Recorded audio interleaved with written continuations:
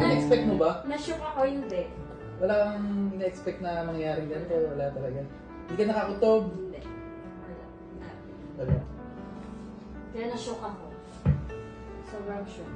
Kala ko pinaprank na naman ako ng hotel. Pero nag-expect ka na may ganyan? Wala. Wala talaga? Wala sa isip mo? Wala.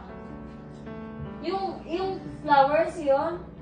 Kasi kala ko, may pa-happy anniversary ulit yung hotel. Katulad nung sa unang hotel.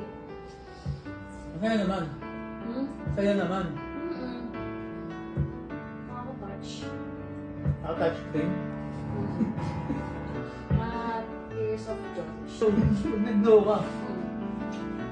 Umuwi daw talaga siya makikipag-break na. Bumuli talaga ako. Buray niyo lang ang video. Sa video ba? Baka di ko naisip. Saan? Sa Boracay. Ito na yung perfect perfect place. Minsan lang pupuntahan to eh.